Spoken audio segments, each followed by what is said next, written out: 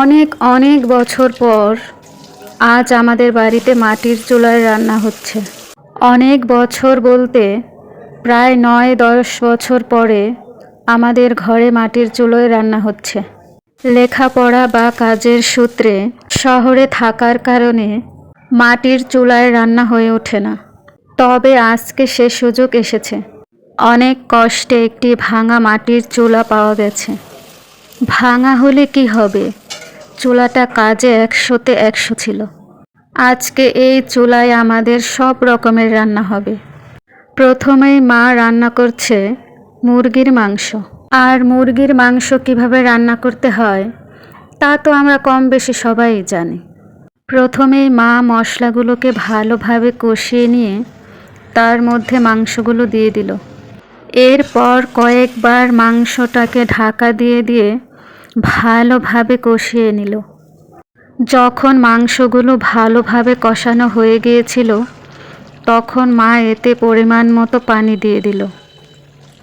এরপর যতক্ষণ না মাংসটা সেদ্ধ হয় ততক্ষণ পর্যন্ত জাল দিয়ে নিল।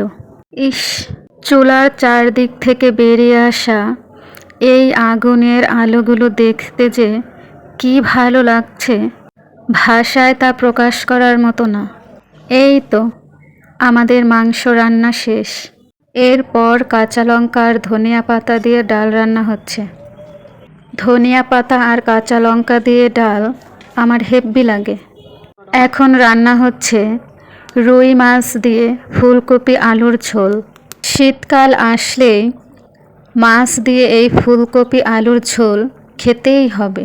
এর স্বাদের কোনো তুলনাই হয় না। এখনও কিন্তু রান্না শেষ হয়নি। এখন ইলিশ মাছ ভাজা হচ্ছে। যদিও আমি ইলিশ মাছ খাই না, কিন্তু ইলিশ মাছ ভাজাগুলো দেখতে দারুণ হয়েছিল। অনেক সুন্দর ডিমও হয়েছিল মাছগুলোতে।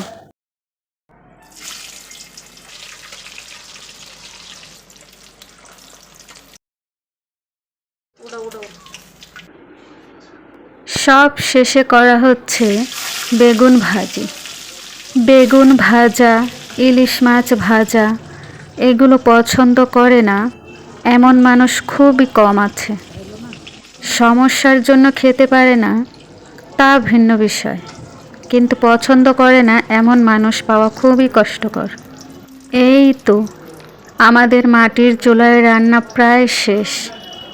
যে যাই বলুক না কেন, মাটির চুলায় রান্না করা খাবারের স্বাদই আলাদা। এর সাথে কোনো খাবারেরই তুলনা হয় না।